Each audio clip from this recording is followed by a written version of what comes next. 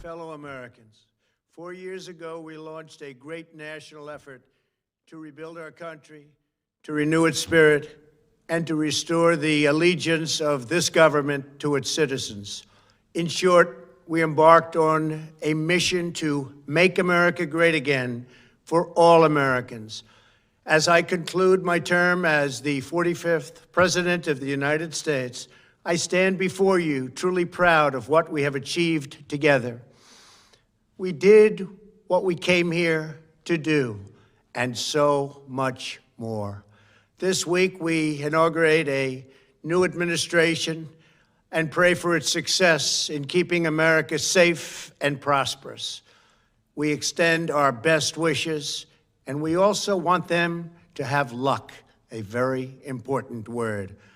I'd like to begin by thanking just a few of the amazing people who made our remarkable journey possible.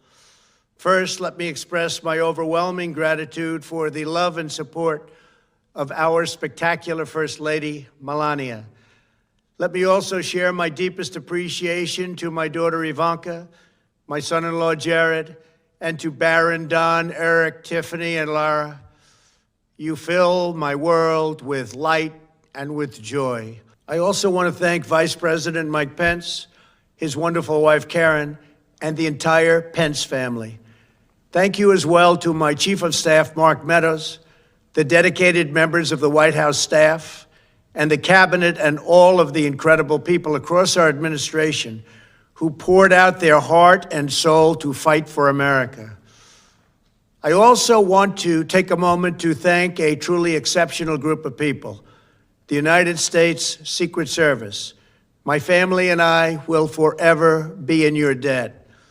My profound gratitude as well to everyone in the White House Military Office, the teams of Marine One and Air Force One, every member of the armed forces, and state and local law enforcement all across our country. Most of all, I want to thank the American people. To serve as your president has been an honor beyond description. Thank you for this extraordinary privilege, and that's what it is, a great privilege and a great honor.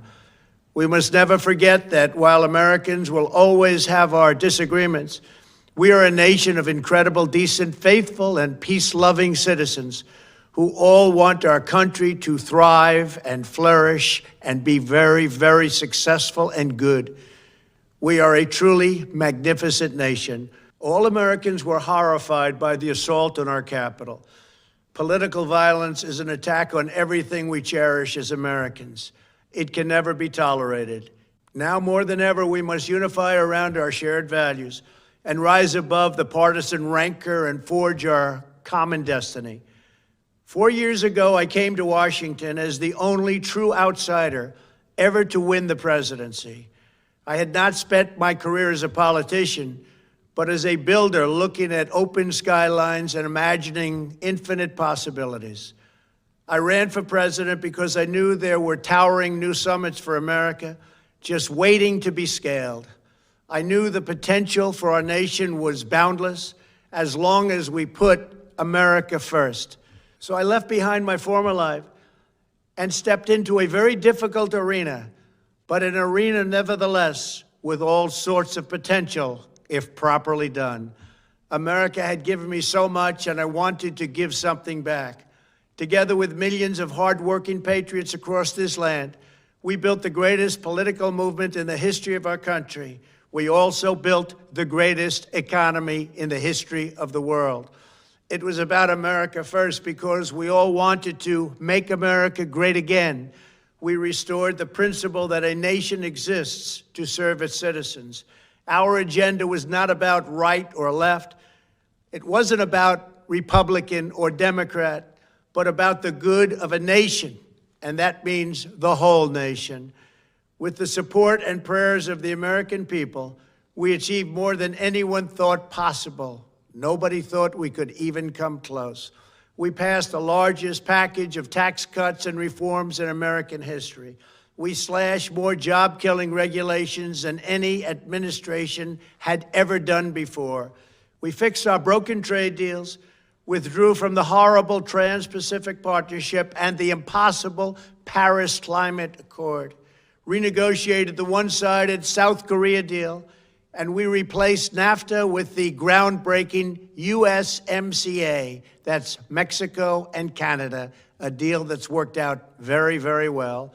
Also, and very importantly, we imposed historic and monumental tariffs on China, made a great new deal with China.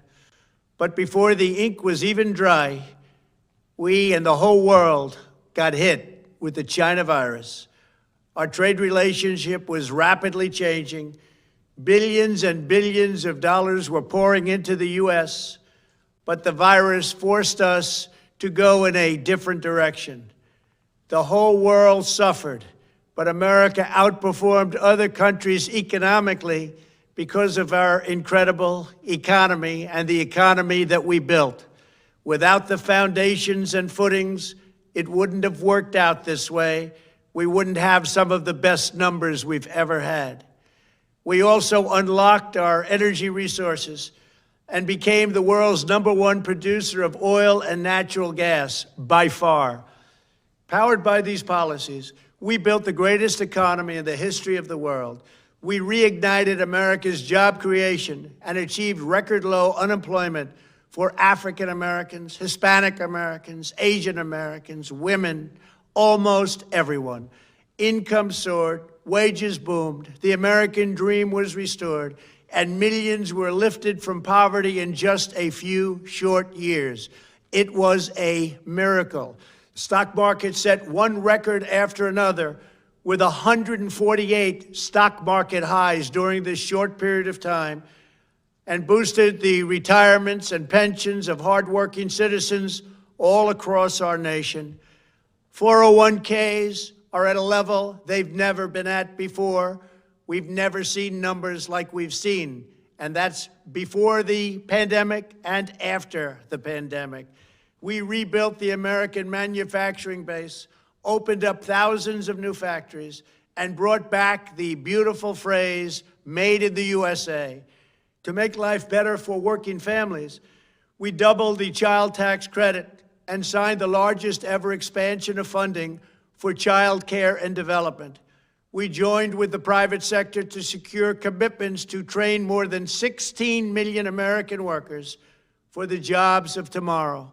When our nation was hit with the terrible pandemic, we produced not one, but 2 vaccines with record-breaking speed, and more will quickly follow.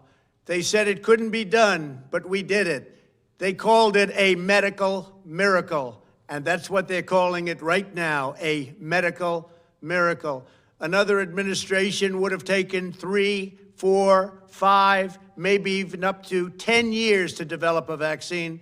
We did it in 9 months. We grieve for every life lost, and we pledge in their memory to wipe out this horrible pandemic once and for all.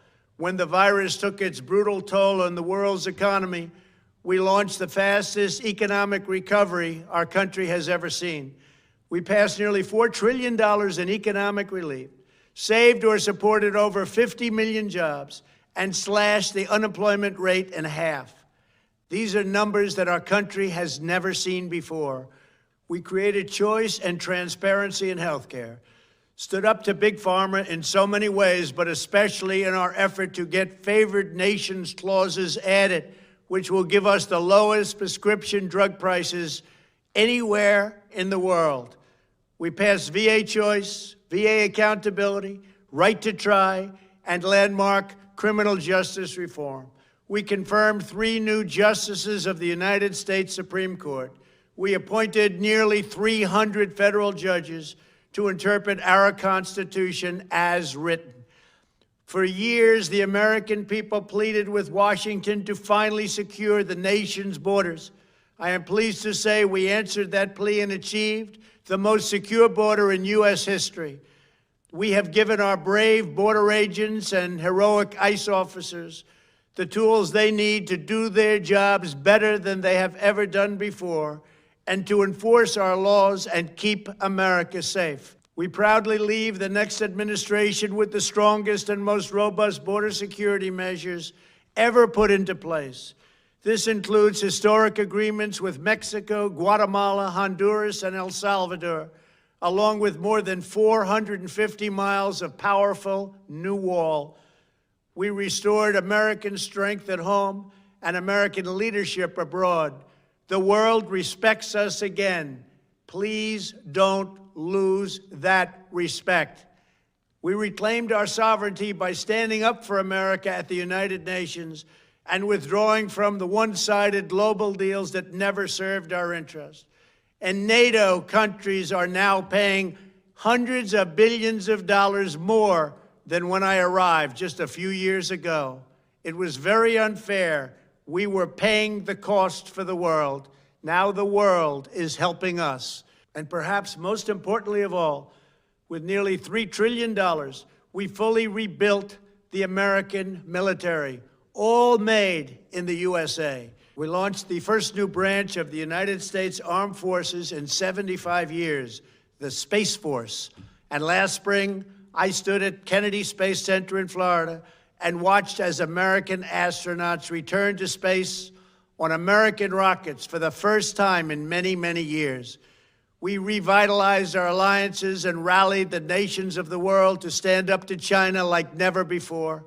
We obliterated the ISIS caliphate and ended the wretched life of its founder and leader, al-Baghdadi.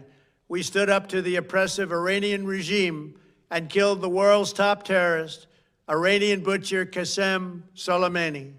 We recognized Jerusalem as the capital of Israel and recognized Israeli sovereignty over the Golan Heights. As a result of our bold diplomacy and principled realism, we achieved a series of historic peace deals in the Middle East. Nobody believed it could happen.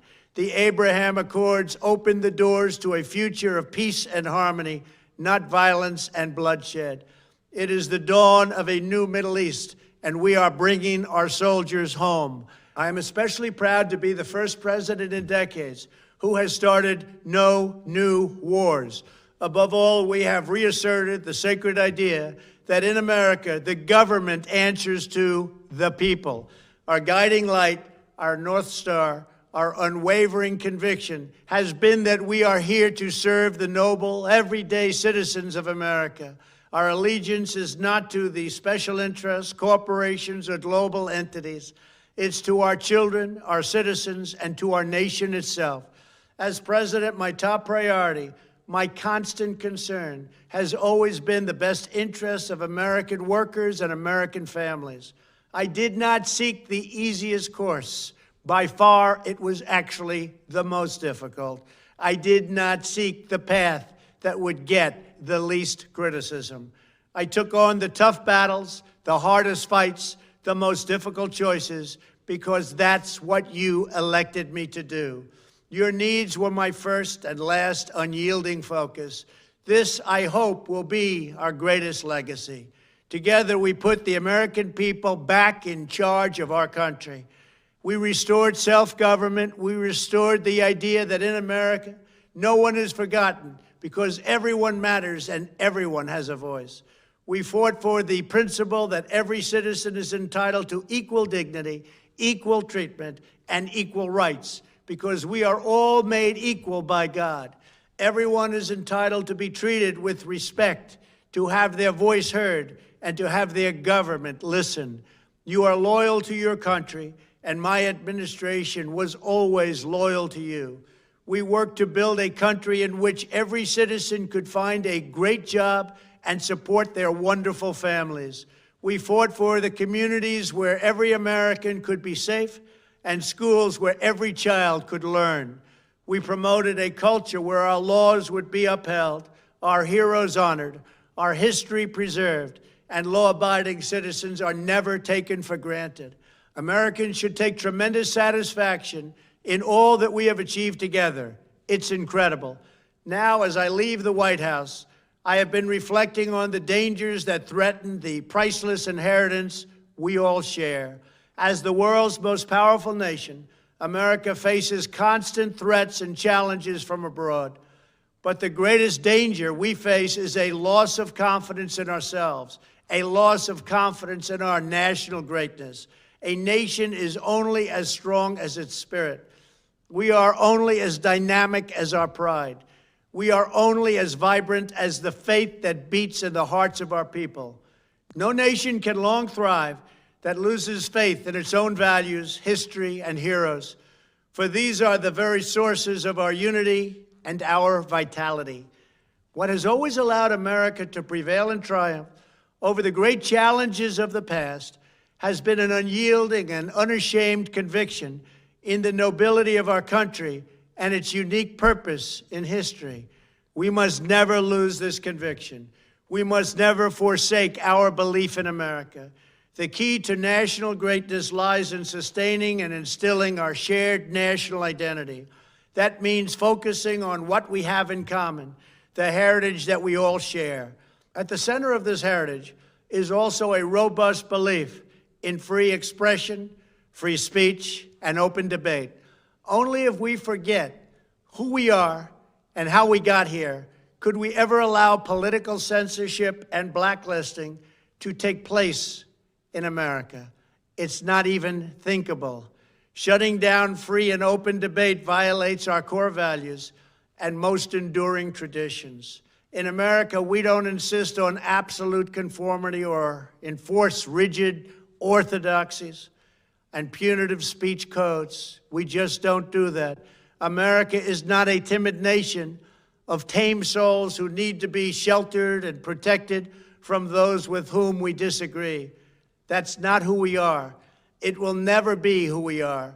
For nearly 250 years, in the face of every challenge, Americans have always summoned our unmatched courage, confidence, and fierce independence. These are the miraculous traits that once led millions of everyday citizens to set out across a wild continent and carve out a new life in the Great West. It was the same profound love of our God-given freedom that willed our soldiers into battle and our astronauts into space. As I think back on the past 4 years, one image rises in my mind above all others. Whenever I traveled all along the motorcade route, there were thousands and thousands of people. They came out with their families so that they could stand as we passed and proudly wave our great American flag. It never failed to deeply move me. I knew that they did not just come out to show their support of me. They came out to show me their support and love for our country. This is a republic of proud citizens who are united by our common conviction that America is the greatest nation in all of history. We are and must always be a land of hope, of light, and of glory to all the world.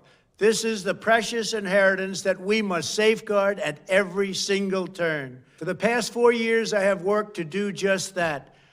From a great hall of Muslim leaders in Riyadh to a great square of Polish people in Warsaw, from the floor of the Korean Assembly to the podium at the United Nations General Assembly, and from the Forbidden City in Beijing to the shadow of Mount Rushmore, I fought for you, I fought for your family, I fought for our country.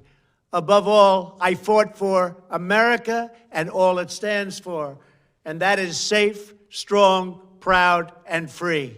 Now, as I prepare to hand power over to a new administration at noon on Wednesday, I want you to know that the movement we started is only just beginning. There's never been anything like it. The belief that a nation must serve its citizens will not dwindle, but instead only grow stronger by the day. As long as the American people hold in their hearts deep and devoted love of country, then there is nothing that this nation cannot achieve. Our communities will flourish, our people will be prosperous, our traditions will be cherished, our faith will be strong, and our future will be brighter than ever before. I go from this majestic place with a loyal and joyful heart, an optimistic spirit, and a supreme confidence that for our country and for our children, the best is yet to come. Thank you and farewell. God bless you. God bless the United States of America.